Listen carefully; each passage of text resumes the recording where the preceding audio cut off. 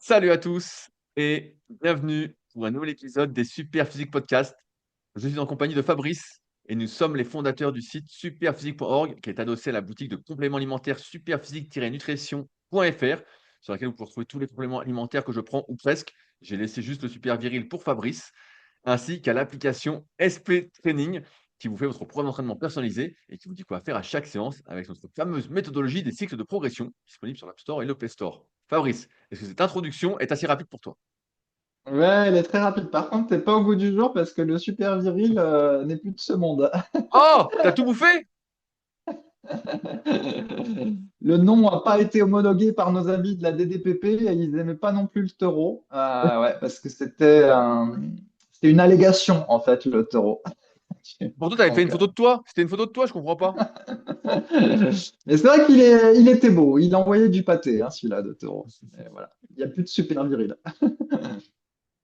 En parlant de virilité, Fabrice, tu viens de faire des analyses sanguines et a priori, tu es en forme comme un taureau. Ah oui, mais oui, c'est vrai, j'étais là, donc pour ceux qui suivent, donc maintenant ça doit faire 6 ans, vu que je suis vegan, peut-être 7 ans ou 5 ans. Bon, ça fait un moment, ça doit dater à peu près du début du podcast, donc ça fait un petit moment. Et avant, j'étais végétarien, donc ça au moins depuis les années 2010. Et donc, quand j'eus mes 45 ans, c'est-à-dire il y a peu, j'eusse allé chez le docteur pour qu'il me fasse ma prescription de vaccin anti-tétanos, au cas où j'ai des épines qui m'attaquent quand je me balade pieds nus dans la forêt, ce qui arrive fréquemment. Et du coup, j'ai profité pour demander une analyse sanguine, Rudy, avec plein de tests, et puis voir ce qui allait se passer. Et pour être honnête, j'étais pas tout à fait sûr sur le calcium, vu que tu sais, on nous a brainwashé pendant toutes ces années que sans lait, produits laitiers, etc., t'avais pas de calcium, du coup, tu avais des os tout faibles, et du coup, tu tombais en morceaux, etc. Et effectivement, quand tu es vegan, tes sources de calcium sont pas non plus nombreuses.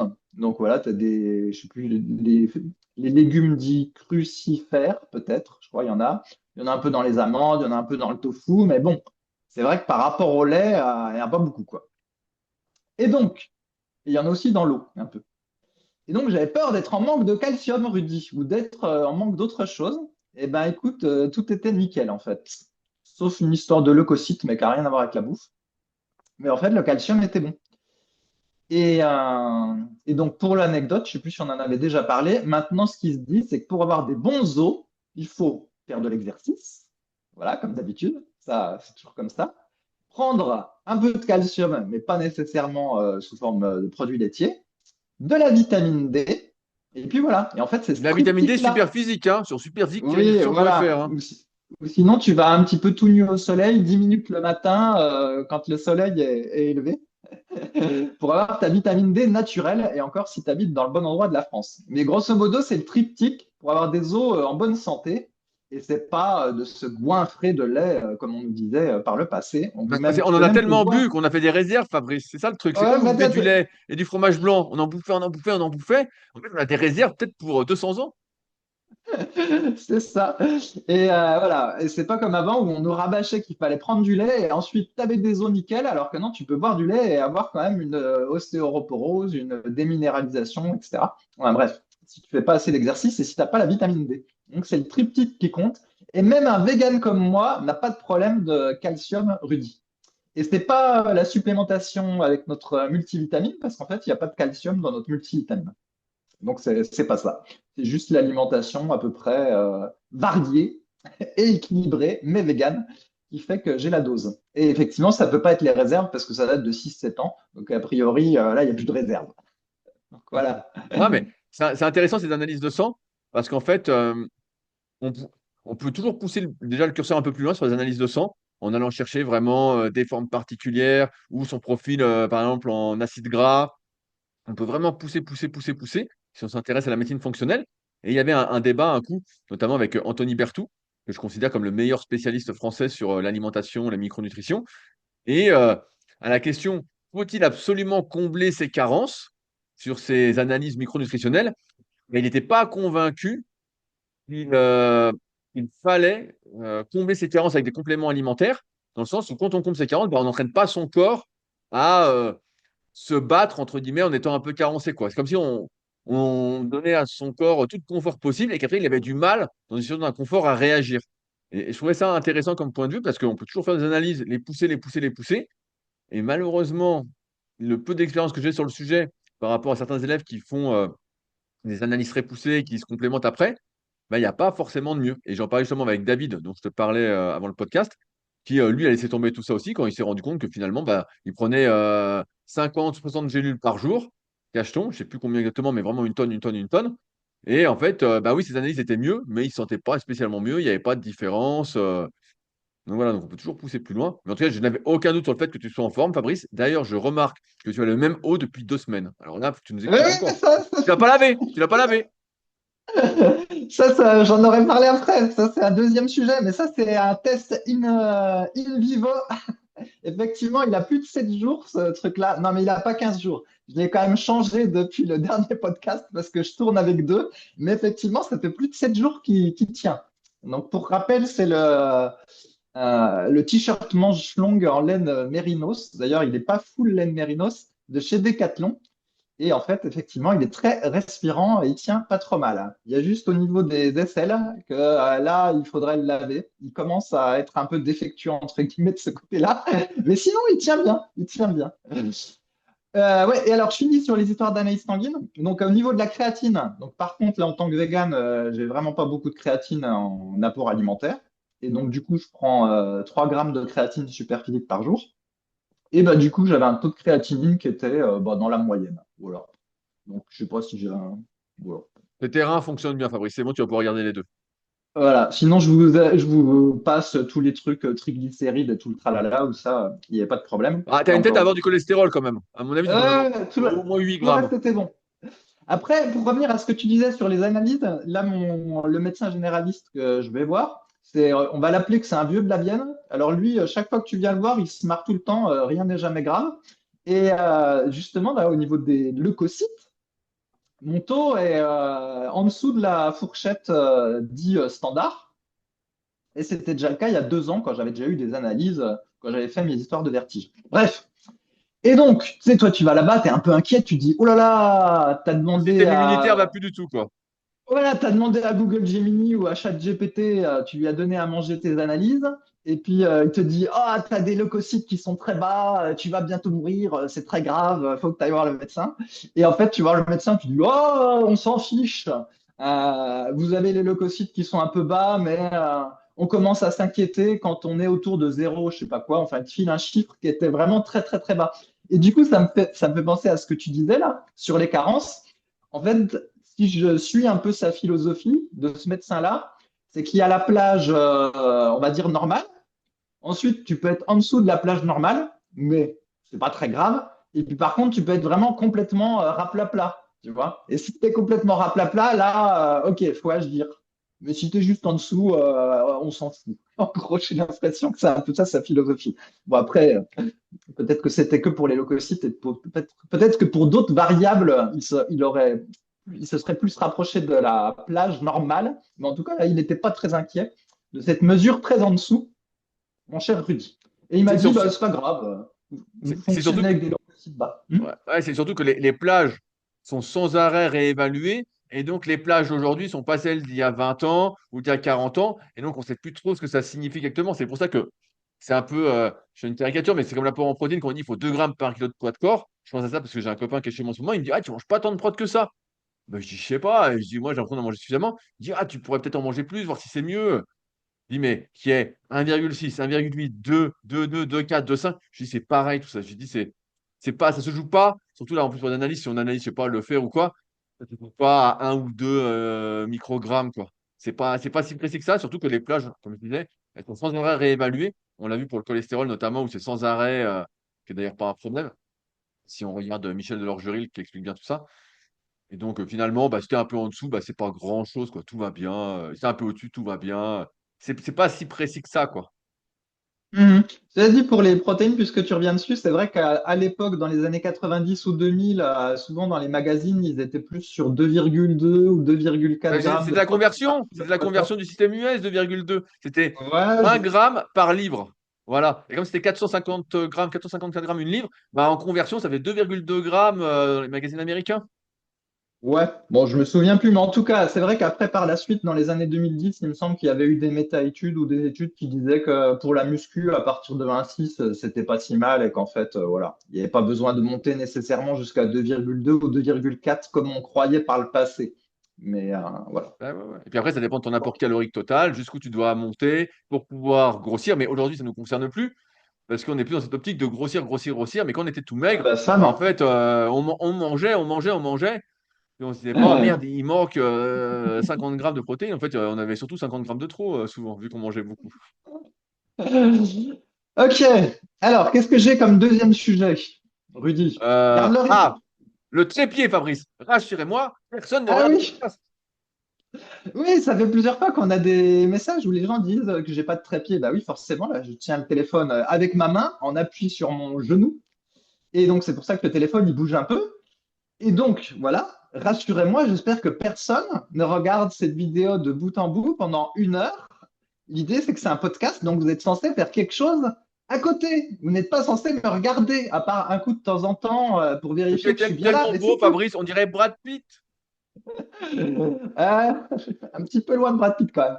Mais voilà, on n'est pas censé regarder pendant 1 heure Loulou et Fifi en train de parler, quoi. Donc voilà, je vais pas investir dans un trépied. Éventuellement, je le Bah, poserai sur une je chaise t'en la envoie un, prochaine Fabrice. fois. Je t'en envoie un. Je t'en envoie un, ça coûte 10 balles. Je suis sûr que je peux t'en trouver un bien pour 10 balles. Je le poserai sur une chaise la prochaine fois si vraiment il y en a encore qui se plaignent. Mais normalement, faut pas nous regarder tout ce temps-là, les amis. Il faut faire autre chose en même temps. Ok, troisième sujet. Apollo Creed a une maison bourgeoise, Fabrice. Ah oui, il y en avait, lui, il y a quelqu'un qui est sur YouTube, n'avait pas compris la référence, mais je me suis dit que ça se trouvait ce qui avait pu le confondre, c'est les nouveaux films Apollo Creed qui ont dû créer de la confusion. Mais sinon, voilà, dans ceux qui se souviennent de Rocky 1, Rocky 2, Apollo Creed, il a l'œil du tigre, mais il vit dans le confort. Voilà, mais il a toujours l'œil du tigre. Alors que par contre, Rocky, à un moment donné, dans Rocky 3, il vit trop dans le confort et il perd l'œil du tigre. Et après, il faut qu'il le retrouve. Et Alors, donc quelle est la voilà, et la dernière conclusion? fois, Faut-il du confort ou pas de confort? ben, c'est ce que je disais. Je disais qu'avec le temps, on aime bien avoir du confort, mais il faut essayer de garder l'œil du tigre. Et c'est pour ça que je suis plus Apollo Creed maintenant que Rocky, tu vois. Ah, là, t'as la même coupe de cheveux, c'est vrai que t'as la même coupe de cheveux. Ouais, ouais. Cela dit, blague à part sur ces histoires de confort, pour ceux qui se souviennent du pitch de Rocky 4, donc, où tu as Rocky qui va en Russie, et en gros, tu as le Russe qui s'entraîne avec des moyens super modernes, et puis tu as Stallone qui s'entraîne à l'ancienne, tu vois, il coupe du bois à la hache, voilà, il court dans la neige avec un morceau de bout de bois au-dessus de la tête, etc.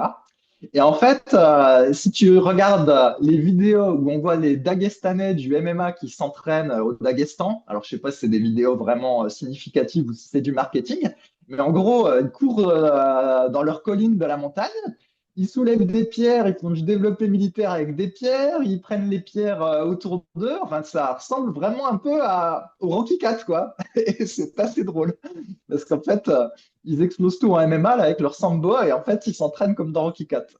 Donc bon, est-ce que c'est du marketing ou est-ce qu'ils s'entraînent vraiment comme ça? Mais bon, c'était Ah, assez rigolo c'est dur à de dire parce que voir. toutes les vidéos un peu marketées UFC ou autres organisations qui sont un peu populaires comme le PFL ou quoi, on voit que c'est quand même très mise en scène. C'est quand même, on a du mal à savoir si c'est la vérité ou pas, tellement ils racontent bien l'histoire, le storytelling est bien Oui, pensé et oui, réfléchi en amont. On ne sait pas vraiment s'il y a que ça. On c'est plus des bobards pour nous dire, regardez, ils n'ont pas grand-chose, et finalement ils sont costauds, et nanana. Et de l'autre côté, tu as le mec, peut-être. l'américain, qui lui a la super salle, et tac, ou l'autre qui est au Brésil, il marche sur la plage et tout, alors que le mec, il va jamais à la plage, ou je sais pas. Je ne sais pas. Bah après, il y a ce qu'ils publient eux aussi sur leur réseau, mais comme je ne vais pas voir, je ne saurais pas dire. Mais en tout cas, c'est assez drôle de voir que dans les vidéos, dans les extraits qu'on voit, bah, ils s'entraînent comme dans Rocky 4, quoi. Ils soulèvent des pierres et tout ça. Et tu les vois pas faire de développé couché ou d'avoir des capteurs cardiaques pendant qu'ils s'entraînent, Rudy. Ils sont pas dans le data-driven training, hein. Là, Ils sont plutôt dans le hardcore training. je lisais justement, pour ceux qui suivent le podcast depuis un petit moment, une newsletter où il disait que dans la Silicon Valley, tout le monde avait son Whoop, ce bracelet dont j'avais parlé, qui n'était pas fiable du tout sur moi. Et il paraît que là-bas, tout le monde a un Whoop pour suivre toutes ces données. Est-ce que j'ai bien dormi? Est-ce que je suis en forme? Est-ce que Hein. vraiment, c'est la déconnexion complète de soi-même. et le transfert de ces données bah, qui étaient déjà bien présents aux sociétés américaines ou autres qui vont en faire après, on ne sait pas quoi. Ouais, on sait pas, mais oui, c'est le truc d'être rassuré puis d'avoir l'impression que tu contrôles tous les paramètres de ta vie parce que tu as beaucoup de data avec ta montre. Cela dit, nous, c'était un peu la logique qu'on a avec la muscu, tu vois, avec nos répétitions, nos séries, nos temps de repos, machin. Voilà, on a l'impression de contrôler. Mais effectivement, ces outils-là, ça va trop loin. Puis en plus, c'est pas aussi fiable. Mais bon, c'était un peu ça la muscu aussi. Rappelle-toi quand tu croyais que tu avais une barre de 20 kilos, puis au final, elle te faisait 19,8 ou Ah 20,2. oui, En fait, c'était toujours un peu faux, hein. Et t'étais content, quoi. Donc, bref. Et du coup, puisqu'on parle de l'UFC, je vais rembrayer sur un autre sujet. Tu te souviens, je t'avais dit que les athlètes à l'UFC, pendant des années, je trouvais qu'ils étaient devenus un peu maigrichons, pas très musclés, un peu grassouilles et tout. Puis que là, depuis 2 ans, je trouvais qu'ils étaient à nouveau musclés, comme un peu dans le temps, tu vois. Et en fait, ça sortait pas de mon chapeau, ce truc-là. Parce que je suis tombé sur un article qui expliquait qu'ils avaient changé le système de contrôle antidopage à l'UFC. En gros, de 2015 à 2023, il y avait des contrôles par un organisme qui était très, très strict, avec des contrôles inopinés, tout ça, indépendant de l'UFC. Et c'était l'époque où les types sont devenus tout maigres et sans muscles, en gros. Et puis, fin 2023, c'est l'UFC maintenant qui a créé une filiale, qui fait les contrôles, donc qui n'est pas vraiment indépendante, qui est un peu moins méchante. Et du coup, ils sont tous redevenus balèzes. C'est assez drôle quand même. Mais ça se voit, tu vois. Et avant d'avoir cette information, j'avais dû le dire en podcast, j'avais dit c'est bizarre, ils redeviennent musclés. Et en fait, ben, tu vois, comme par hasard, il y a un peu moins bien de sûr, bien tests qu'il sûr. n'y avait. Là, là, on tape sur l'UFC. Moi, je suis un site qui s'appelle sp15.fr qui est consacré à l'athlétisme. Et ils ont montré dernièrement que je crois que c'est les Allemands, pareil, c'est marrant, ils prenaient jamais les champions, mais ils prenaient souvent des types de dixième catégorie, master, je sais pas quoi, qui étaient dopés. Et là, il y a des trucs qui sont sortis justement sur des athlètes allemands, dont un mec qui fait du canoë. Donc, c'est comme le kayak, sauf que c'est en fente. Et le mec, en fait, était dopé depuis 3 ans. Ils avaient étouffé le truc. En fait, on voit bien que malheureusement, le dopage touche beaucoup, beaucoup de sports. Même quand il n'y a pas d'argent, avant, on pensait que c'était réservé quand il y avait de l'argent, mais rien que pour la gloire, même sans argent, beaucoup se dopent. Donc, Ouais, et ouais. Et il y a comme aussi. chaque fédération a son système ou a son moyen de réguler tout ça, comme là avec l'UFC qui fait ses propres contrôles maintenant, entre guillemets, en fait, on n'arrive plus à suivre ce qu'il en est, quoi. Mhm. Et en fait, un des problèmes qu'il y avait aussi, c'est que quand les athlètes ils sont blessés, tu sais, on est toujours étonné de la vitesse à laquelle ils récupèrent. À l'UFC, ils ont le ligament croisé foutu et 10 mois plus tard, ils sont à nouveau au top, alors que dans les années 90, ta carrière était foutue. Bah, bref, ils récupèrent super rapidement parce que bah, voilà, il y a des meilleurs protocoles, il y a des meilleures chirurgies et tout. Puis c'est aussi parce qu'ils prennent des produits pendant la récupération. Et du coup, l'ancien organisme de contrôle antidopage, il était assez chiant parce qu'il fallait que tu sois pendant 6 mois clean, Exactement, où tu oui. absolument rien pris. Et du coup, ça posait problème avec ceux qui avaient pris des produits bah, pendant leur phase de récupération post-blessure, parce que du coup, il fallait réattendre encore 6 mois, vu qu'on comprenait que bah, ils prenaient des produits qui étaient considérés comme du dopage pendant la phase de récup. Ce qui explique aussi pourquoi ils récupèrent aussi vite et pourquoi ils perdent peut-être pas de masse musculaire alors que ils peuvent moins s'entraîner, tu vois. Alors que nous, si on est blessé, puis que pendant 2, 3 mois, on s'entraîne plus, ben, au bout de 3 mois, tu reprends tes revenus 3 ans en arrière, en exagérant, tu vois. Mais si tu avais pris de la testo ou je sais pas quoi, moi, ou de l'hormone de croissance ou que sais-je, ben, tu serais un peu plus maintenu. Enfin, donc voilà, moralité, j'avais l'œil, Rudy. J'avais l'œil. C'est pas l'œil du tigre, mais c'est l'œil en tout cas. Oui, c'est ça, j'avais l'œil. Ok, vas-y, sujet suivant. Euh, le dentifrice fluor. Ah oui, c'est ça. Alors, ici, je fais des feedbacks. Donc, ça faisait plusieurs années que, suite d'ailleurs à un commentaire YouTube, je m'étais mis à me laver les dents avec le savon de Marseille. Et plusieurs fois, ce truc-là du dentifrice était revenu sur la table. Il y a eu plein de bilans sur savoir comment fallait faire chez soi pour boire de l'eau. Voilà. Bon, l'eau, Rudy, il est dans le camp osmoseur. Moi, maintenant, je suis dans le camp filtre à charbon. Et il y avait la question du déo. Donc, Rudy, lui, il met des déos qui donnent le cancer. Moi, j'en ai pas. Je En fais un résumé. nouveau test. Je fais un nouveau test encore d'un déo soi-disant naturel avec presque rien, nanana. Mais à chaque fois que. Alors, je pense que beaucoup vont se reconnaître là-dedans. À chaque fois que tu prends un déo qui est soi-disant naturel, bio, qui a presque pas d'ingrédients, en fait, le truc tient rien du tout, quoi. En fait, quand tu transpires, quand tu fais 95 kilos ou 100 kilos et que tu t'entraînes, en fait, au bout d'un moment, le déo, bah, il se barre, en fait. Il se barre, Ouais, quoi. ouais, bah, Donc après, tu niques ton t-shirt Mérinos, Fabrice. Donc après, t'es dégoûté. Merde. Ouais, c'est parce que tu t'entraînes dans la salle, mais si tu faisais du TRX dehors, ça va, tu transpirerais peut-être pas autant que dans ta salle. Enfin, bref, donc le dentifrice. Je fais, et plusieurs fois en commentaire, il y en a qui ont dit oui, mais le dentifrice, un des rares trucs qui sert dans le dentifrice, c'est le fluor. Donc il y avait débat. Est-ce qu'il faut du dentifrice au fluor ou pas, machin. Donc, après moult discussions avec les uns et les autres, analyses, etc., je me suis dit qu'effectivement, un peu de fluor dans le dentifrice, c'était pas si mal. Et donc, du coup, je suis revenu à un dentifrice Oh là fluoré. Donc, du coup, là. je ne prends plus le savon de Marseille. Et effectivement, bah, du coup, j'ai pris un dentifrice du Biocop bio qui coûte la peau des fesses, qui est le plus nature possible et avec un peu de fluor dedans.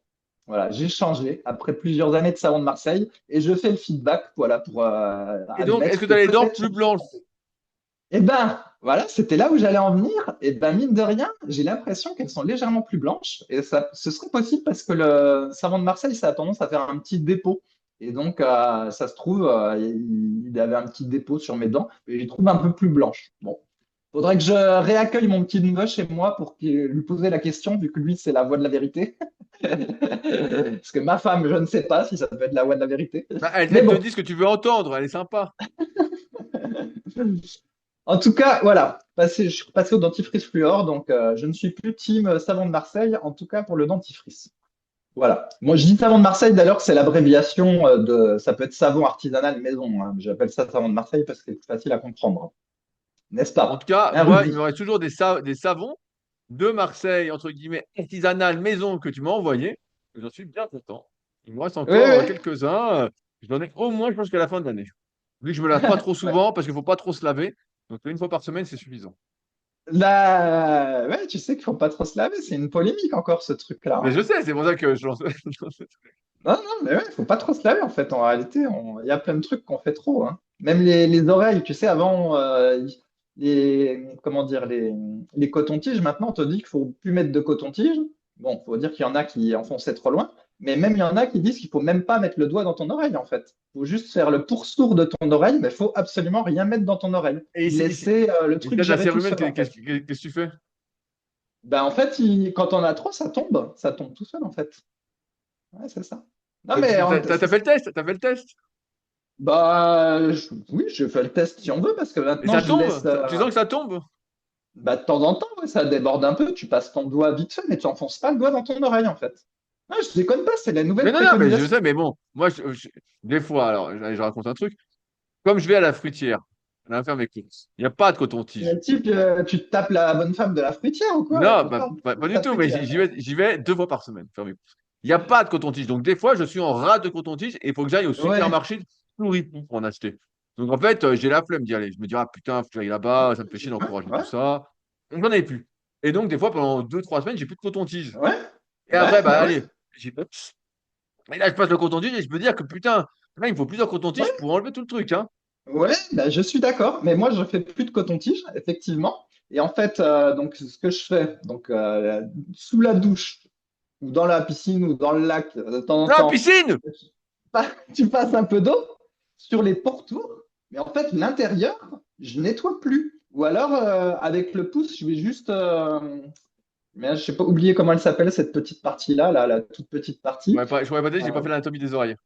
bon, c'est pas grave. En gros, je vais enlever légèrement le surplus, mais je mets plus le doigt dans l'oreille, en fait. Et c'est les nouvelles préconisations, c'est ça. Après, effectivement, si quelqu'un m'observe par derrière et regarde à l'intérieur de mes oreilles, ben effectivement, ils vont avoir plein de trucs, Oh là plein de là, mais c'est ouais, affreux, c'est ça. Fabrice, ce que tu nous Ouais, dis. c'est Moi ça. qui veux les Ben non, dents mais c'est blanches et vrai. les oreilles jaunes. Ouais, c'est vrai, c'est ça. Dents blanches, oreilles jaunes. Non, mais c'est vrai. Mais c'est vrai que sur les oreilles, ça a changé. Parce que ce truc du coton-tige, avant, on te disait, tu peux te faire au coton-tige, mais tu l'enfonces pas, tu fais juste un petit peu le pourtour et tout ça. Mais là, on te dit, le coton-tige, en fait, ça sert à rien, faut pas faire. Tu vois? Non, c'est vrai, hein. Même quand tu prends ta douche, il faut éviter de mettre de l'eau dans ses oreilles. Les recommandations, c'est ça maintenant. On va Ouais. même plus mettre la tête sous l'eau. Bah, normalement, faut pas éviter de trop mettre de l'eau dans ses oreilles. C'est ça la règle. Attends, Et et donc, ta si tu carrière vas à la piscine, d'apnéiste? eh ben, bah, moi, l'apnée, je sais pas. Mais si tu fais de la natation à la piscine, l'idéal, c'est d'avoir un bonnet de bain qui couvre tes oreilles et Ah que oui, t'aies pas c'est vrai trop qu'il faut un l'eau qui bonnet, aille ouais. dedans. Ouais. Parce que le bonnet, avant, moi, des fois, je le mettais par-dessus les oreilles. Et donc, Ah, le l'eau style. rentrait dans l'oreille. Le Mais style. normalement, c'est pas, faut éviter, en fait. C'est ce qu'on te dit. Faut éviter de trop mettre d'eau dans tes oreilles. Et c'est vrai que du coup, avec la mode actuelle qui est très hygiéniste, parce qu'on n'aime pas les odeurs, on n'aime pas les trucs qui dépassent, voilà, que ce soit les poils, les machins dans les oreilles, etc. Bon, pour les poils, je comprends, parce que je suis hygiéniste des poils aussi. Mais, et du coup, des fois, on se lave 2 fois par jour Oh plus non. avec des savons. Bah, tu sais que j'avais vu une stat, je sais plus, c'était 1,8 fois par jour en moyenne ou quelque chose comme ça. Enfin, il y a des gens qui se lavent 2 fois par jour en fait. Matin et soir, ils prennent leur Bah, douche. c'est comme toi, c'est une fois par semaine, ça veut dire qu'il y en a qui se lavent 8 fois par jour pour compenser.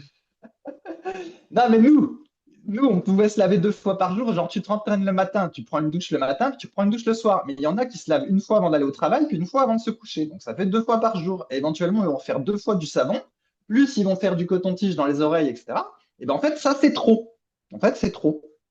Donc, au moins, si tu fais 2 fois par jour, On il peut faut rien pas laver le faire savon deux ici. fois. On peut plus rien faire. Moi, j'en ai marre. Moi, j'aime bien prendre une douche bien chaude et la laisser couler pendant longtemps. On peut même plus faire Ouais, mais ça. ça, c'est encore autre chose. Mais à la limite, si tu veux te laver 2 fois par jour, faut pas utiliser du savon 2 fois par jour, en fait. Ou alors un savon qui est pas très, qui va pas niquer ta barrière lipidique qui protège ta peau. Et Bref, moi, j'aime pas avoir la peau grasse, hein. Ça me fait chier. là, ouais, mais je comprends. Mais c'est vrai que c'est marrant de voir comme ça a évolué ces affaires-là, parce que dans le temps, bon, on se lavait pas trop, et puis petit à petit, voilà, maintenant on se lave trop, en tout cas dans notre pays. Et en fait, finalement, il faut faire un peu moins. Mais c'est vrai que les oreilles, voilà, il faut avoir les oreilles un peu crado. C'est un peu bizarre, mais pour des oreilles en bonne santé, il faut des oreilles un peu crado. Mais tu sais, pendant qu'on est sur le sujet, hein, allons chercher jusqu'au bout. Au niveau du poil de nez, c'est pareil. Donc moi, je les enlève, j'enlève un peu les trucs qui dépassent, parce que sinon ça fait un peu vieillard, comme les sourcils. Mais faut pas trop t'enlever les poils du nez. En fait, c'est censé te Quoi? protéger le nez, quoi. Donc, tu vois. Alors, est-ce que tu as une tondeuse à poil de nez, Fabrice? Là, j'ai un truc multi-usage, moi, tu sais, c'est moderne. Ça fait tout. Donc voilà. Donc tu vois où ça nous amène une discussion sur le dentifrice fluoré Bien jusqu'où on sûr, parce va. que c'est des sujets auxquels on s'intéresse pas trop parce que on s'intéresse d'abord à comment on mange, à comment on s'entraîne, tout ça. Et finalement, une fois qu'on a résolu un peu ces, ces équations, on continue de creuser et on se rend compte qu'en fait, il y a plein de trucs auxquels on ne pensait pas, ou auxquels on n'avait pas attention. Et en fait, c'est hyper important aussi. C'est hyper important. Ouais, mais en fait, ce qu'on se rend compte, c'est que finalement, faut pas trop aller à l'encontre du truc naturel, tu vois. C'est comme avec les chaussures. On a vu, si tu mets des chaussures maximalistes trop serrées tout le temps, ça va pas. En Ah fait, non. si tu mets un slip trop serré tout le temps, ça va pas. Si tu te nettoies trop, ça va pas. En fait, faut essayer d'être à la fois le plus brut possible, mais en même temps, pas trop brut, tu vois. Mais en gros, la logique, c'est ça, quoi. Il faut pas trop s'éloigner du truc naturel.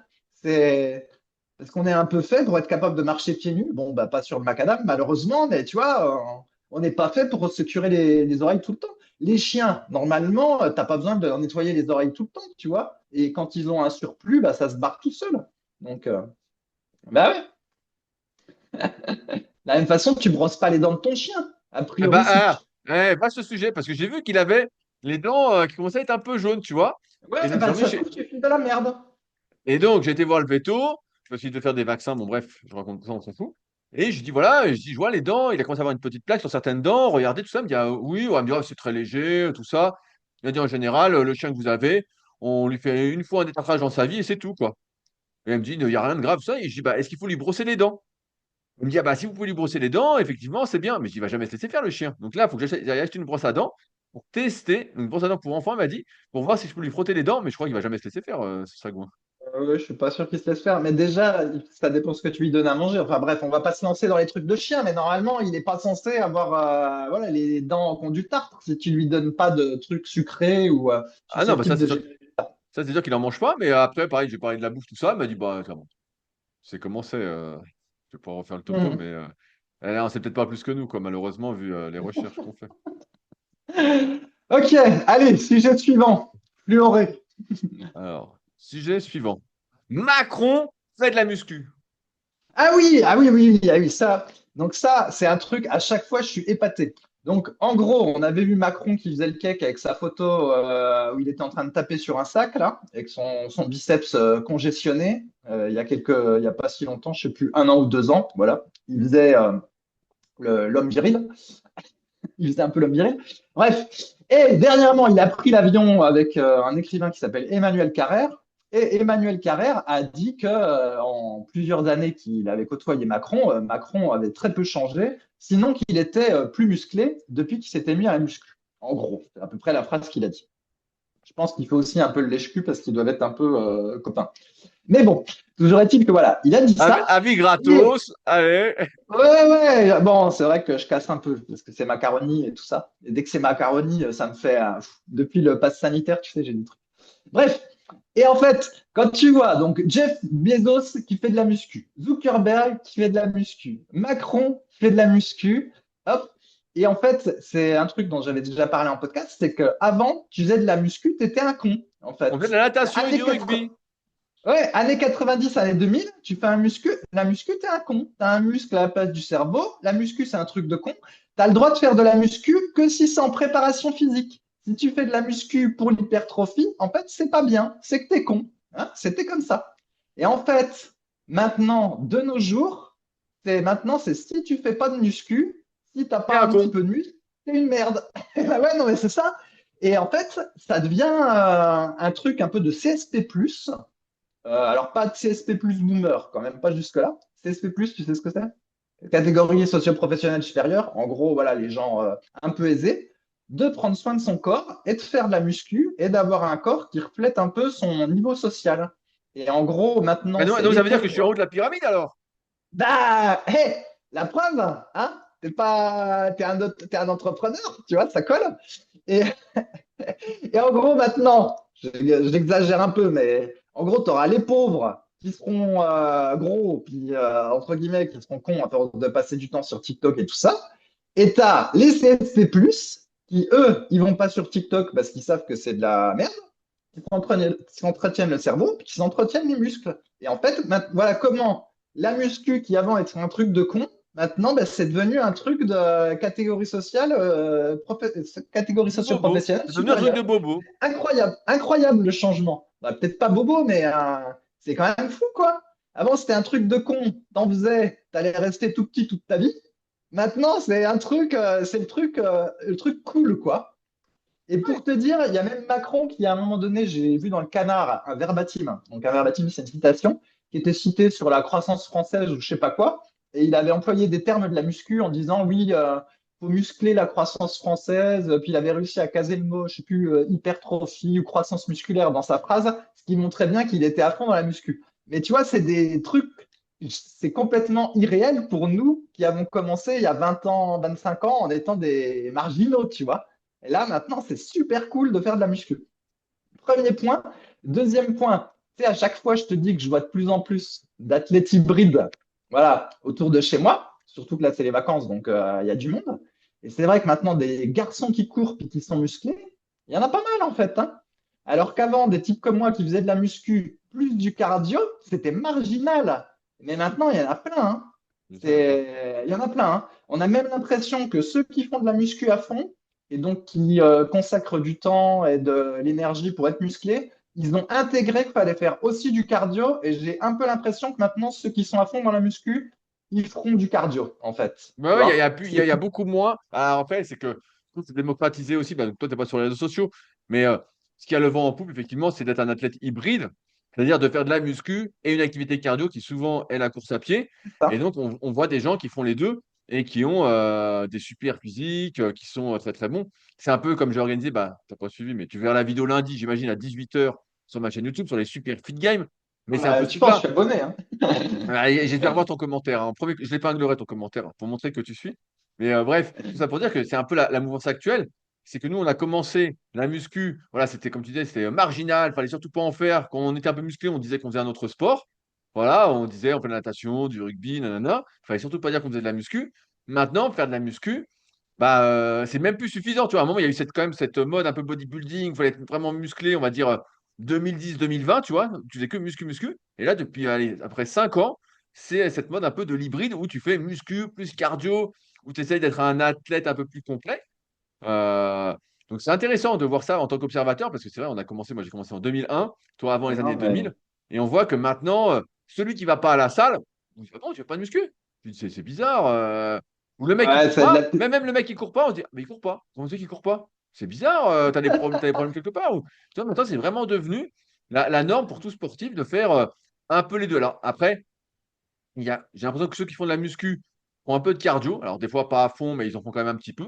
Ils ont été sensibilisés au fait de la basse intensité, en partie, j'espère, par nos articles, notamment sur rudicoya.com, sur le cardio pour la musculation. Bref. Et, euh, et par contre, on voit pas mal de gens, et c'est encore un débat, de l'intérêt de la musculation pour les sports d'ultra-endurance. Tu vois, pour ceux qui font du cyclisme longue Mhm. distance, qui font des trails longue distance, qui font du marathon, tout ça. Là, la muscu n'a pas encore vraiment franchi ce, cet obstacle ou ces idées reçues comme quoi bah, la musculation, en termes de renforcement musculaire, allait aider à être moins blessé, à mieux supporter les charges d'entraînement, tout ça. Et donc, je entends souvent dans les podcasts que des mecs qui sont très bons au marathon font zéro muscu, zéro renfo, parce que ça va les ralentir, parce que c'est pas bon. Mais je suis assez convaincu qu'à l'avenir, de toute façon, les mecs qui font des longues distances, quelle que soit l'activité, ils vont se mettre aussi à la muscu, ne serait-ce que dans une optique de prévention de blessures. Donc, mais c'est intéressant de voir qu'aujourd'hui, il faut être le plus complet possible. Et comme tu l'as dit, c'est un marqueur un peu social. On voit bien, parce qu'en fait, c'est un marqueur social parce que quand tu as d'argent, en général, tu arrives à t'acheter du temps pour t'entraîner, quoi. Et quand tu n'as pas d'argent, bah, en fait, tout est compliqué, tout est difficile. Et en fait, pour être bien physiquement, bon, je dis souvent en rigolant, mais si on a 3 fois 1 heure pour s'entraîner par semaine, ça va être très difficile, à moins d'avoir commencé très jeune et d'avoir fait du sport, peut-être depuis de nombreuses années, d'avoir un super physique. On va certes se développer, mais on va être très limité. Alors que quand tu as du temps, voilà, tes CSP+, ça se trouve, tu y vas 5 fois par semaine pendant 1 heure et demie. Et puis, entre-temps, tu fais un peu de cardio, tout ça. En fait, tu t'entraînes comme un forcené, quoi. Et ce qui fait que, bah, à la fin, tu as un super physique, quoi. Voilà. Ouais. Bon, pour Macron, pas encore le super physique, mais peut-être qu'il Mais parce s'entraîne qu'il pas cinq il fois m'a pas par encore semaine. contacté pour que je le coach. Dès qu'il me contacte, je m'en occupe, j'en fais une machine de guerre, mais une vraie. Pas juste en blabla, quoi. Ok, et alors après, toujours mon autre sujet de prédilection dans les études sociales, c'est les filles sportives.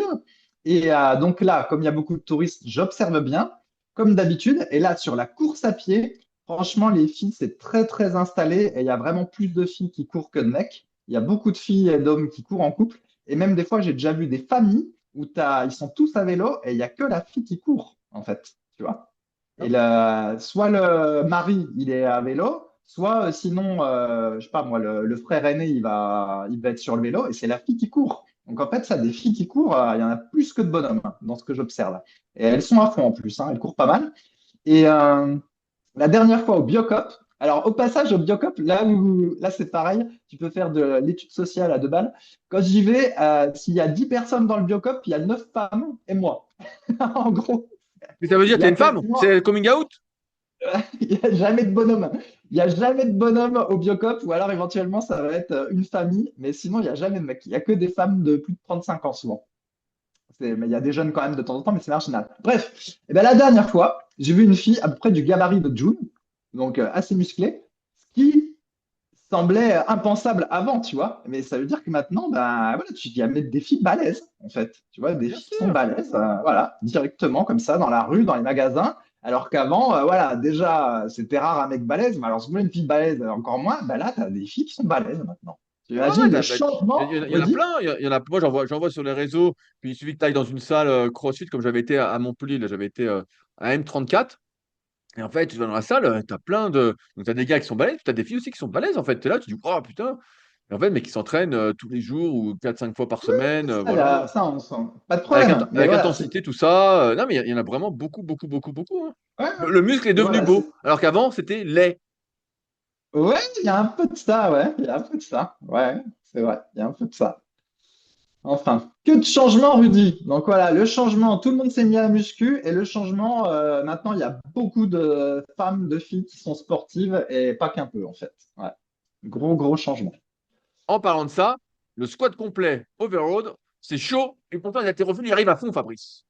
Ah oui, ah oui, oui, oui. Alors, on parle souvent de mobilité et c'est vrai que donc des fois, je modifie un petit peu ma routine d'entraînement. Voilà, j'ajoute des petits exercices annexes, des machins et tout ça. Bientôt le curl biceps, hein, avec haltère, Ouais, hein. ouais, non, j'en suis pas là. Et la dernière fois, je me suis dit, tiens, je vais prendre un élastique, voilà, lever les bras au ciel, tirer un petit peu l'élastique pour faire un petit peu de tension, et puis faire un squat complet d'haltérophilie. Tu vois le mouvement, tout le monde Bien visualise sûr, le bien sûr, bien mouvement. sûr. Voilà, pour travailler un peu la mobilité. Donc, j'aurais mis ça à la fin de l'échauffement ou voilà, là, juste avant mes étirements. Putain, eh ben, c'est super dur en fait. En Ah bah, fait, c'était il te vachement faut, dur. si t'es plus habitué à mettre les bras au-dessus de la tête, tu manques sans doute de flexion d'épaule, et Non, donc t'arrives ouais, plus. ouais, non, c'était pas tellement ça. Bah, c'est pas que j'y arrivais plus, mais c'est que ça me tirait vachement. Non, c'était pas les bras au-dessus de la tête, c'était en bas. Parce qu'en fait, donc je le montre, quand on fait ce qu'on appelle le fameux squat asiatique, là, Ah, t'es je dos suis en rond, squat toi. complet, mais là, j'ai le dos rond. Et donc, en fait, si je veux pouvoir cambrer le dos, il faut que j'ouvre vraiment les hanches, et en particulier les chevilles. Et en fait, j'y arrive pas. Je peux pas être dos cambré en squat complet à l'heure actuelle, en fait, parce que j'ai Bah, plus l'ouverture de après hanche et de cheville. c'est normal, Fabrice, parce que en fait, le chiffre moyen, c'est quand tu fais un squat complet, quand tu descends sous la parallèle, normalement, il y a une flexion lombaire de 10 à 15 degrés, qui est physiologique, qu'on voit plus ou moins et qui est plus ou moins grande en fonction des gens. Donc en fait, faire un squat complet, et tu vois, je repensais à ton squat, parce que là, comme j'en fais pas mal d'anatomie, quand tu fais ton squat complet à l'époque et que tu avais une sorte de bascule du bassin, ce qu'on appelait le butt wink, Ouais, j'avais une bah, très légère bascule, ouais. voilà, voilà. Et ben ça, en fait, c'est physiologique. Mais, et c'est ce que disait Christophe Cario à l'époque, où il disait, bah, le squat complet, c'est une position de repos, mais c'est pas une position pour s'entraîner. Et il avait raison avant l'heure, Christophe, de toute façon, on va pas refaire le débat. Et donc, effectivement, quand tu descends à fond en squat complet, bah, 10 à 15 degrés minimum de flexion lombaire, donc tu es en train de te niquer, tu vois, à moins que tu aies les muscles qui tiennent, tout ça, mais l'accumulation, on sait où ça finit. Et donc, c'est normal, en fait, que tu n'arrives pas à avoir le dos cambré, tout ça, parce que automatiquement, ça t'emmène. Automatiquement. Ouais, Alors, ouais, ouais. visuellement, ça peut ne pas t'emmener, mais il y a quand même ces 10-15 degrés de flexion lombaire qui existent. Ouais, Je me la c'est vrai que tu rassurer. as raison. Ouais, ouais, mais il y a aussi parce que là, j'ai pas de chaussures. En fait, ce qui se passe, c'est qu'avant, quand on faisait enfin, quand je faisais du squat, et comme tous ceux qui font du squat, ils vont pas faire du squat pieds nus, ils vont faire du squat avec des chaussures. Et donc, même les haltérophiles, ils ont des chaussures avec talonnettes. Donc, en gros, ils vont avoir, ben, je me souviens plus quel est le drop d'une talonnette, d'une chaussure à Ça talonnettes. dépend. À l'époque, à mon époque, en 2005, c'était jusqu'à 5 centimètres. Mais aujourd'hui, on est plus autour de 2 centimètres. Voilà. Et donc, du coup, ce drop-là fait que ça modifie un peu tout le levier et du coup, tu peux descendre plus bas en gardant une bonne posture lombaire. Mais c'est vrai que là, pieds nus en overhead squat, en gardant le dos légèrement cambré, c'est impossible, quoi. Je n'y arrive pas. Bah, comme tu dis, là, c'est Ouais, l'histoire ouais, de il y a perdre une flexion plus ou moins des tables. importante en fonction de la configuration de la hanche, qui est plus ou moins comme ça, voilà. Et qui fait que tu Voilà. as, une bascule du bassin qui arrive plus ou moins tôt en fonction des gens. Et c'est pour ça que le squat complet, pendant longtemps, on disait, voilà, le squat à la parallèle, c'est très bien tout ça.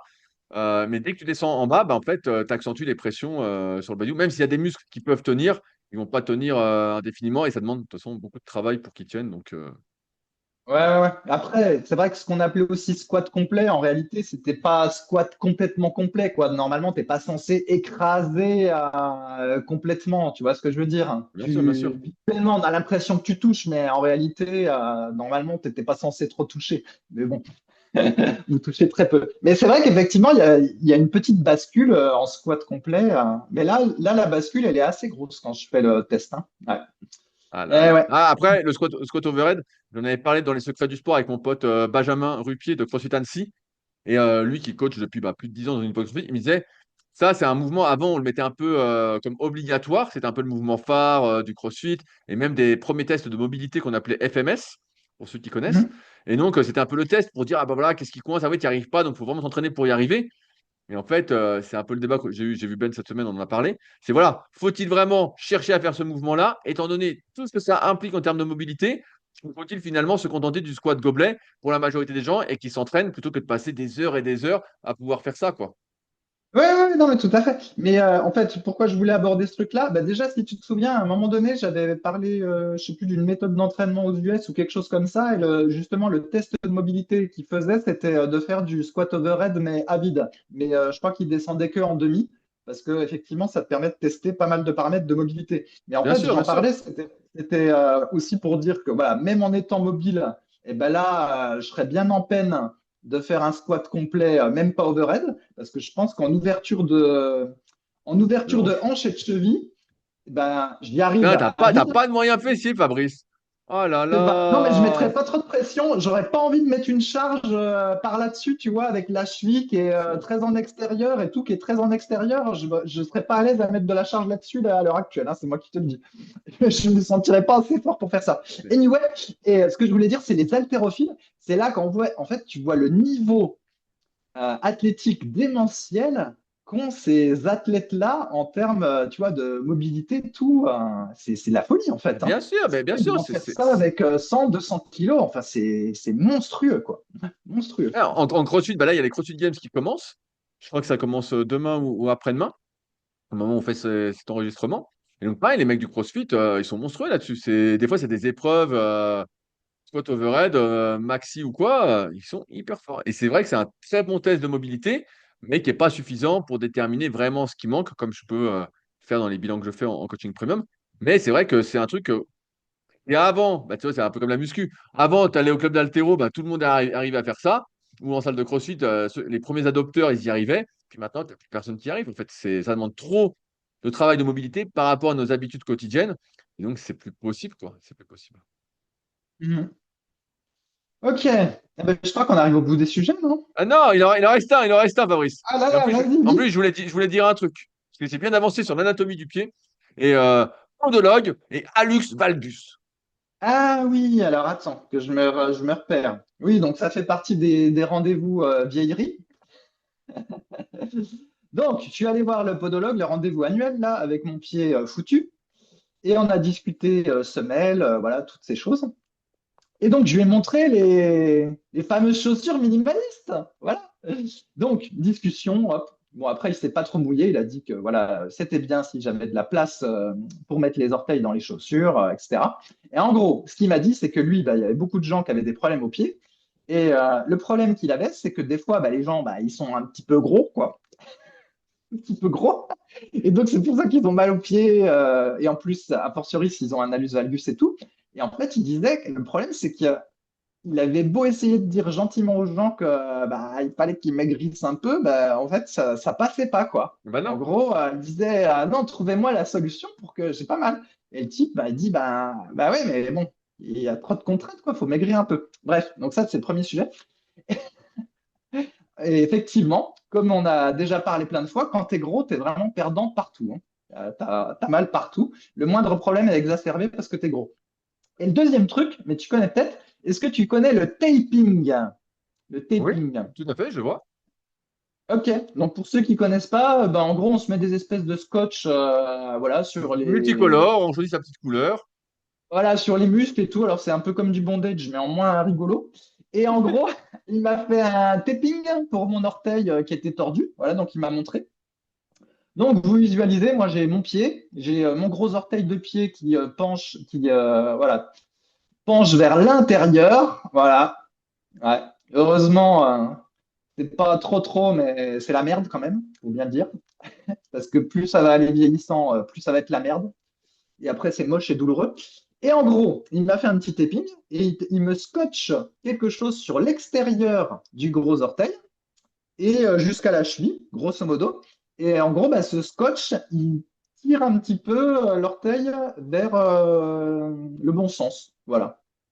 Il m'a dit que je pouvais Fabrice, faire ça de temps en temps. figure-toi, en faisant l'anatomie du pied, j'ai découvert un muscle qui peut te remettre l'orteil comme il faut. C'est Non, c'est pas possible. l'abducteur du gros orteil. Bah, tu regarderas. Ah mais je l'ai travaillé ça. Mais Donc, en attends, je fait, fais de la muscu de l'abducteur. il te permet de Oui, t'écarter, tu vois. Il te permet de faire mais ça. je fais. Et en Mais fait, oui, si tu fais ça, en fait, c'est parce que ce muscle-là devient trop faible et amnésique, tu n'arrives plus à le faire. Et donc, en fait, progressivement, tu n'as plus d'espace et ça fait ça. Donc, en ouais, fait, ouais, mais comme il n'est plus assez fort, et bah, hop, et après, tu mets ça sort de merde, vu que tu as mis des talons pendant des années, bah, tu vois, ça fait ça. Alors que s'il est assez fort, ouais, hop, il y a un petit espace. ouais, Et mais mais en par contre, fait, c'est hyper dur à le travailler parce que comme on l'a jamais travaillé, vous pouvez essayer chez vous d'essayer de bouger latéralement le gros orteil. Vous allez voir que bon, on n'a aucune force, on n'a rien, mais ça peut se travailler et donc tu peux essayer de regagner un peu d'espace. Ouais, mais alors t'es rigolo, Rudy, parce que toi, tu parles toujours de choses que j'ai découvert bien avant toi. Et en Ah, plus, t'en on en parles avait pas, tu déjà mets du parlé dans tape. un podcast. Non, non, on en avait déjà parlé dans un podcast. On avait déjà parlé des pieds dans un podcast quand on avait parlé de trucs minimalistes. Et Oui, mais justement, je t'avais dit que, on avait parlé de l'abducteur du gros orteil, bah, on n'avait de peut-être la pas luxe. cité. J'avais dit qu'il y avait des exercices à faire. Bah, il y a toujours des exercices à faire pour toute façon. Des exercices à faire pour le pied, pour la mobilité du pied et pour la force du pied, et notamment effectivement l'abduction, qui, en effet, je t'avais dit que c'était super difficile à faire. Et il se trouve que j'y arrive un petit peu, mais malheureusement, l'orteil qui a l'allus valgus, en fait, c'est l'os qui n'est pas dans Oui, l'axe. bien sûr, bien sûr. Et donc, en fait, ce que tu dis, travailler ce muscle-là, ça va essayer que ça se déforme moins vite. Donc, si tu Voilà. le Ah travailles oui, pas ou bah, si là, c'est fou. Là, ça une va fois que ça s'est empirer mis, plus vite. c'est. Une fois que c'est Et mis. donc, effectivement, j'essaye de faire ce machin-là d'abduction. Et sur le côté droit, il y a une petite, voilà, ça fait un peu le job.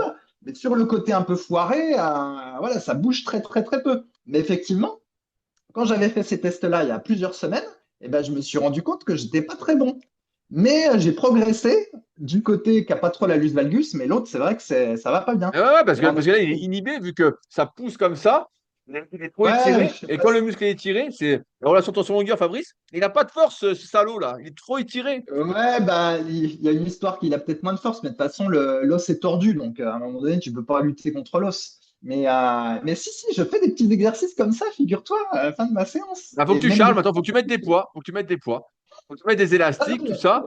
Allez, il faut que tu y ailles, hein. Faut te dépouiller. mais, RPE 8-9. Et c'est parti, cycle de progression. alors, je vais même te dire un truc. Quand j'avais fait des recherches là-dessus, sur ces histoires d'abduction du pied, etc., puis qu'il y avait cet exercice-là qui était dans un protocole de kiné, donc en gros, voilà, essayer d'écarter les orteils comme ça. Au début, j'ai essayé, j'ai pas cru que c'était possible. Ça le faisait tellement peu, je me suis dit, mais ils se foutent de notre gueule.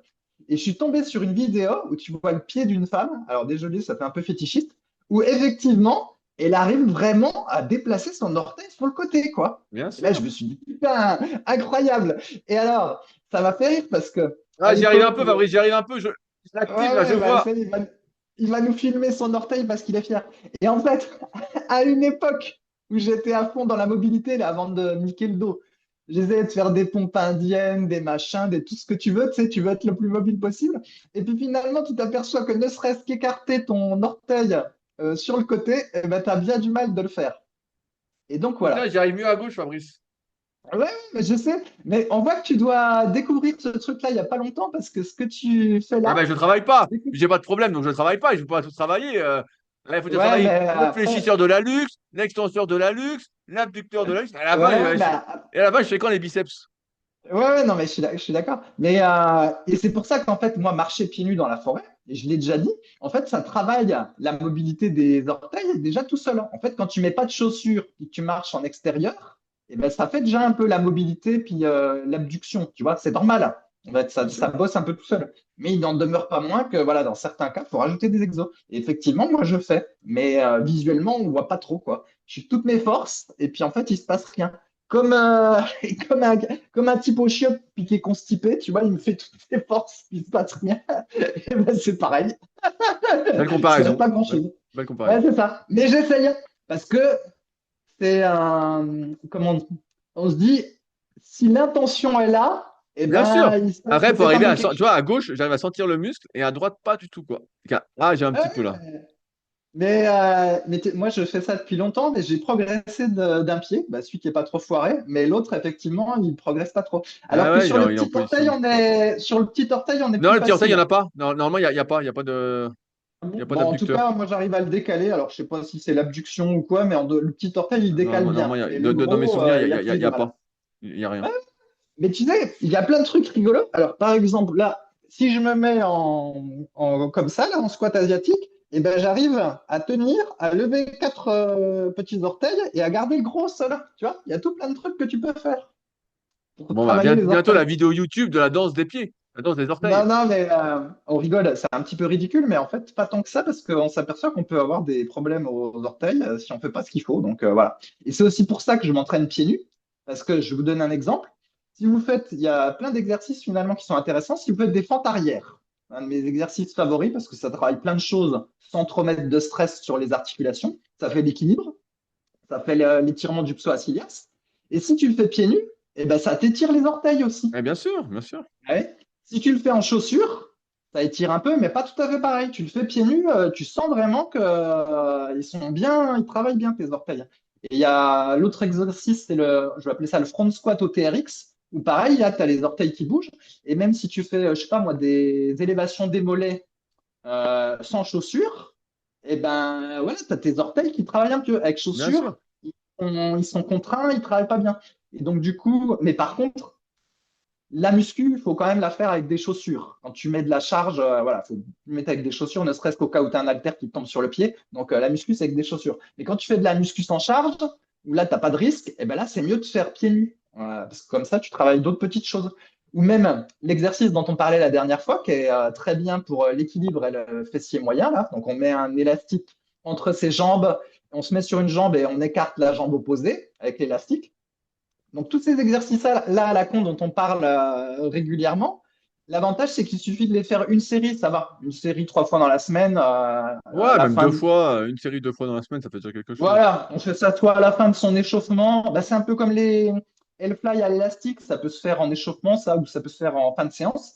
C'est pas comme la muscu où il faut faire 3 séries du même exo pour avoir un peu d'hypertrophie. On a souvent Bah, constaté pour ça le truc. maximiser les gains. En fait, comme on ne cherche pas l'hypertrophie et à maximiser les gains, mais seulement plutôt le renforcement musculaire, bah, parfois une série, pour la différence de quelques pourcents de gains, bah, en fait, suffit Exactement. déjà à être beaucoup mieux que rien et à générer plein de gains. Alors que quand tu veux du muscle, à un moment, ces petits pourcentages de plus, tu les prends. Tu dis, ah, si je ne les prends pas, je suis un peu limité.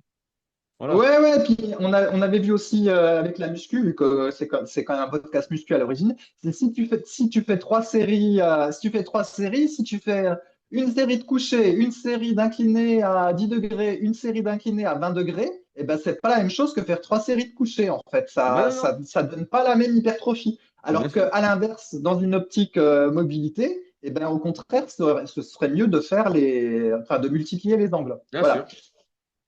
Exactement. Et du coup, je me suis perdu. Voilà. Et donc, tous ces exercices à la con, l'avantage, c'est que bah, il n'y a pas besoin de les faire trop de fois. Et donc, ce qui est un peu long, c'est parce qu'il y en a plein à faire. Mais au final, comme on les fait qu'une fois, voilà, on arrive à les caser un petit peu à l'échauffement. Et donc, je reviens sur mon truc. Quand on se met debout sur une jambe, on écarte une patte et puis on a un élastique entre les jambes pour travailler le moyen fessier. Et ben, ce truc-là, donc ça travaille l'équilibre, ça travaille le grand oblique, ça travaille le fessier moyen. Donc, c'est un super exo. Et si en plus tu le fais pieds nus, et ben, tu vas travailler un petit peu tes orteils. Alors que si tu le fais avec des chaussures, ben, ça travaille moins. Donc le mieux, c'est de le faire pieds nus. Voilà. Ouais, c'est ça. Alors, figure-toi qu'hier, j'ai mis une vidéo à la presse à cuisse où, comme je suis chez moi au Super Physique Gym, donc ma salle à proximité d'Annecy, j'étais pieds nus et quelqu'un m'a écrit en me disant, ah, trop bien, moi aussi, je rêve de faire ma presse à cuisse pieds nus. Ben, je dis, moi, c'est possible parce que je suis chez moi. C'est vrai.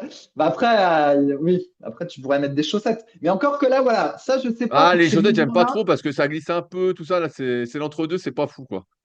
Ah ok. Mais d'ailleurs, ça me fait penser quand il y avait le rameur, il y a aussi ceux qui font le rameur pieds nus puis ceux qui font pas pieds nus. Enfin, en Ah bah chaussettes là, ou là t'es avec moins bien chaussures pieds ou nus sans parce que chaussures. quand tu mets des petites talonnettes, des chaussures à talons, tu vas plus vite parce que t'es moins limité par ta mobilité si t'en manques. Et comme on en manque Ouais, tous, ouais, mais il y a voilà. il y a plusieurs écoles. C'est j'ai oublié, comme ça y est, je suis plus dans le truc Oui, rameur, j'ai y en a qui oublié. veulent décoller les talons, d'autres pas.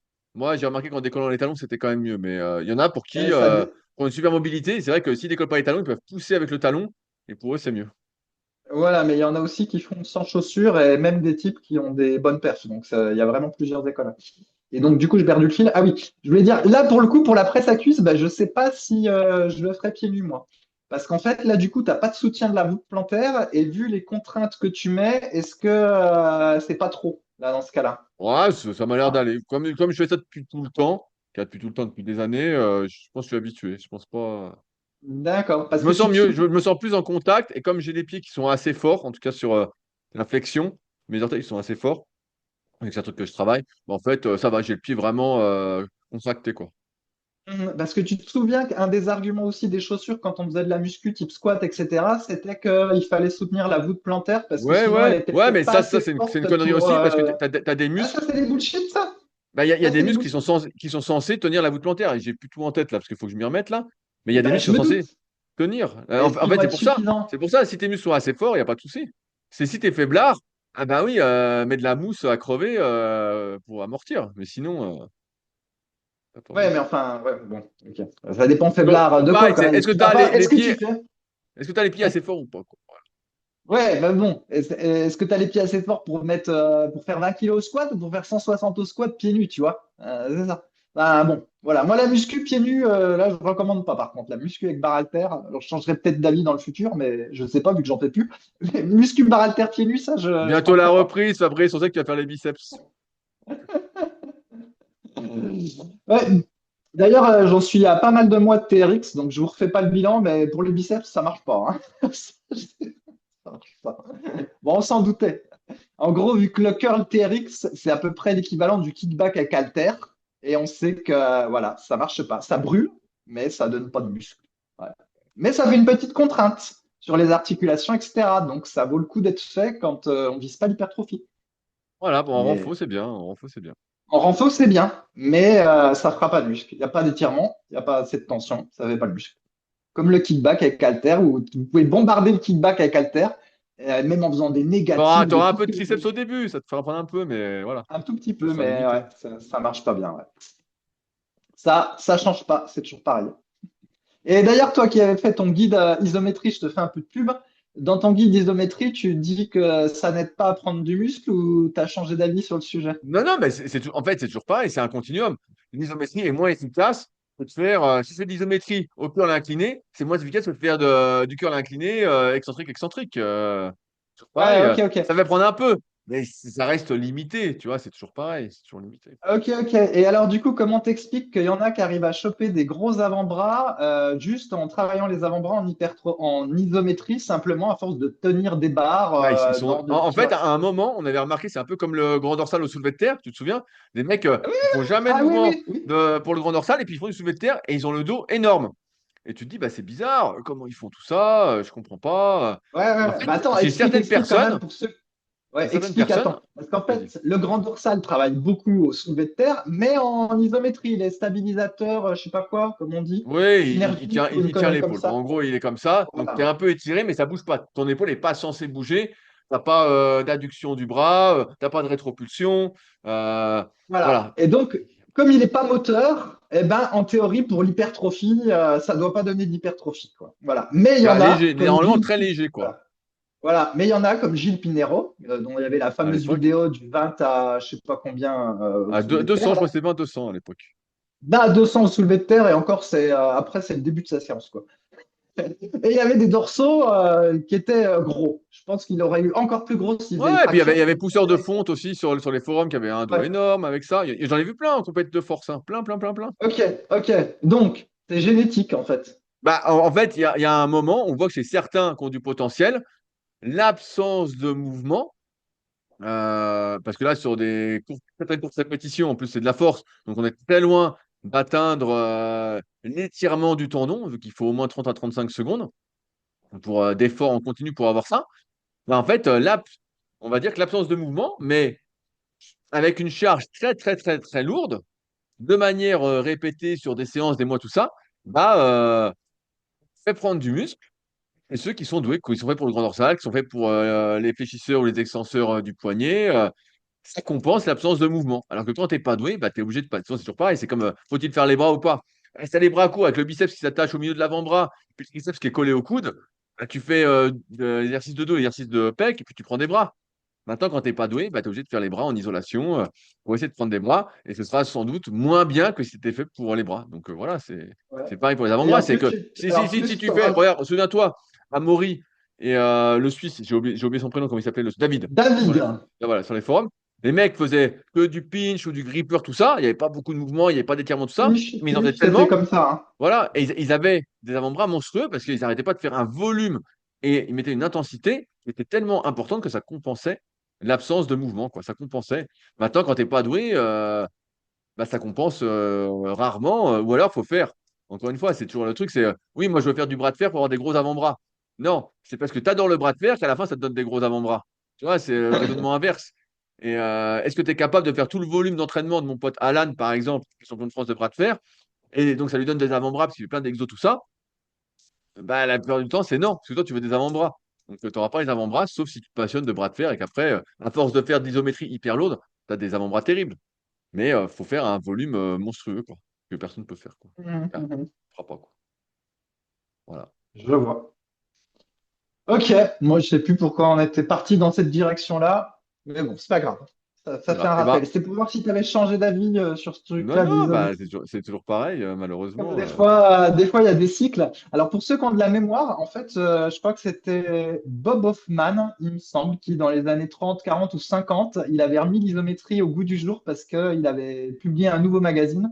Et à l'époque, c'était la mode de l'isométrie, mais pour prendre du muscle. Voilà, c'était la théorie magique, l'isométrie pour prendre du muscle. Puis, de temps en temps, voilà, on reboucle. Peut-être que dans Ouais, 20 on ans. reboucle. Après, c'est que ton puzzle s'agrandit et que tu vois comment le placer. Et comme là, je m'intéresse beaucoup à l'entraînement du tendon, des tissus conjonctifs, bah, l'isométrie, c'est un peu la porte d'entrée pour le renforcement, en tout cas du tendon, d'un point de vue qualitatif et quantitatif. Donc, bref, on en Mhm. reparlera dans le guide ultime du tendon qui sort prochainement sur rudicoya.com. Je pense que c'est pas ce lundi-là, mais c'est lundi d'après. Si ça vous intéresse, n'oubliez pas de vous abonner à ma newsletter sur rudicoya.com. Vous n'allez pas être déçus. C'est un article exceptionnel, Maurice. Compte sur toi Le pour guide t'abonner et le ultime du recevoir. tendon, mais lequel? Lequel, Rudy? De quel Et bah, tendon tu tu parles? verras, tout est expliqué. C'est le guide ultime. Allez, Ok. sur ce, on arrive au bout de cet épisode. On espère que vous avez passé un bon moment. Je rappelle que cet épisode est rendu possible par superphysique-nutrition.fr, notre marque de compléments alimentaires, et par l'application SP Training disponible sur l'App Store et le Play Store. Sur ce, on se retrouve la semaine prochaine, pour de nouvelles aventures. Salut à tous. Salut.